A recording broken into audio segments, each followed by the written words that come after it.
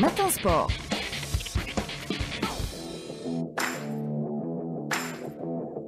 Bonjour Rostom. Bonjour Fatima. On commence avec du handball avec le 7 national qui affrontera cet après-midi la Guinée.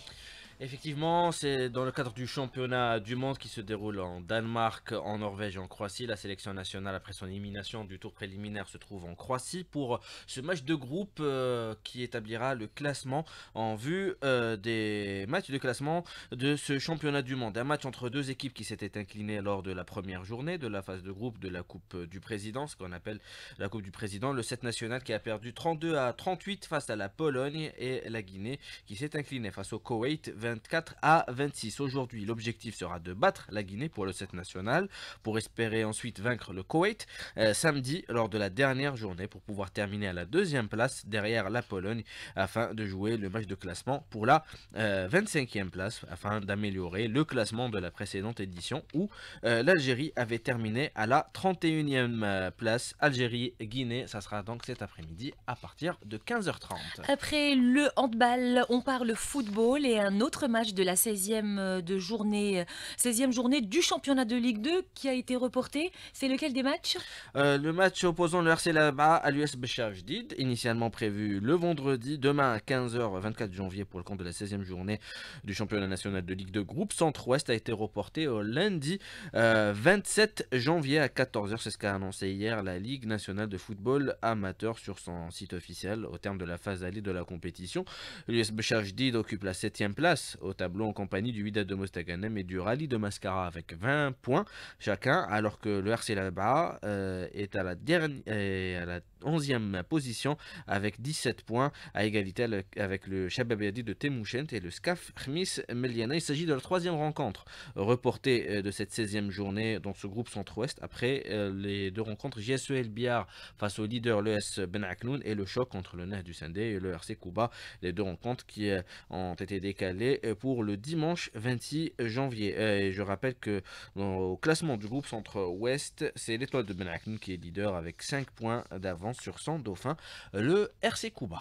On parle maintenant de volleyball, Rostom Yahya Cherif, et vous nous annoncez ce matin un changement de formule dans les compétitions. C'est bien cela et c'est prévu pour la saison prochaine. Et effectivement, les championnats nationaux de volleyball connaîtront un changement dans leur formule lors de la saison 2025-2026, à partir de la saison prochaine, avec l'espoir de développer la discipline. C'est ce qu'a annoncé hier le président de la Fédération algérienne de volleyball, Mohamed Tamadataza. Le système habituel avec deux groupes centre-est et centre-ouest sera maintenu, mais selon le nouveau président de la Fédération algérienne de volleyball, il y aura une deuxième phase d'excellence avec les 8 meilleures équipes de la première phase. Cette nouvelle formule de compétition fera passer de 35 à 42 le nombre de matchs par saison, un volume de jeu plus important qui devrait augmenter le potentiel des athlètes à différents niveaux. Autre mesure qui sera imposée au club dans la perspective de développer le volley en Algérie, le volleyball, c'est l'obligation d'avoir une assise digne de ce nom au sein des jeunes catégories et surtout avoir un niveau suffisamment bon pour faire partie du championnat élite ainsi que la formation et l'arbitrage. Idem pour le beach volley pour lequel le président Mohamed Tamadataza compte installer deux commissions distinctes pour gérer les affaires de cette spécialité, une pour l'organisation des compétitions et l'autre pour le développement de la discipline. Et football européen à présent.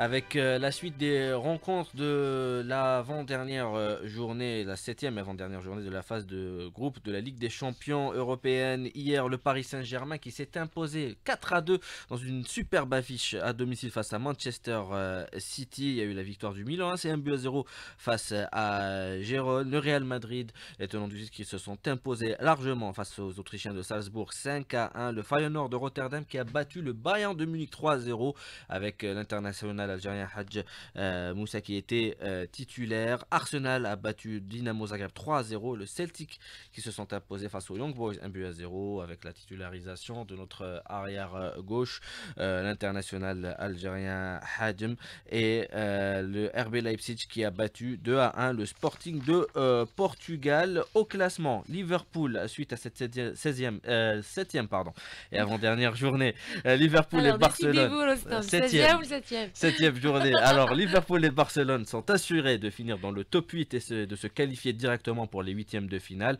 quels que soient les résultats de la huitième et dernière journée de la phase de groupe prévue mercredi prochain. 16 clubs sont assurés de disputer au moins les barrages d'accession aux huitièmes de finale, comme Arsenal, Aston Villa, l'Atlético Madrid, le Bayern de Munich, la Juve, le Bayer Leverkusen, le Milan AC et le Real de Madrid, pour ne citer que cela. Puis 9 clubs finiront au-delà de la 24e place et sont donc d'ores et déjà éliminés. Il s'agit de Bologne, l'Étoile Rouge de Belgrade, Gérone, Leipzig, Salzbourg, Slovan Bratislava, Sparta Prague, Sturm Graz et les Young Boys. Les 9 autres qui restent, dont le PSG et Manchester City, sont encore en ballottage. Et puis il y aura la Ligue Europa aujourd'hui avec de belles affiches à 18h45. Le Fenerbahçe qui accueillera Lyon avec Saïd Belrahma.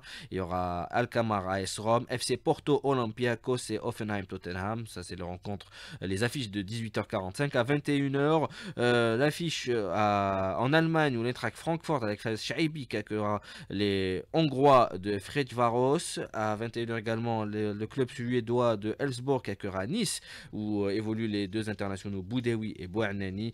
Il y aura également la Lazio qui accueillera la Real Sociedad et Manchester United face aux Glasgow Rangers. Je rappelle qu'hier, en match d'ouverture de cette 7e journée de Ligue Europa, Beşiktaş qui s'est imposé 4-1 face à l'Athletic Bilbao. C'était donc la dernière information, Rostom Yahya Cherif. Effectivement. Merci beaucoup. Alors, Rostom, à 7h25, une chanson à nous proposer. Et oui, qui figure dans le dernier album du groupe Coldplay, en featuring avec la star Aira Star, Good Feelings.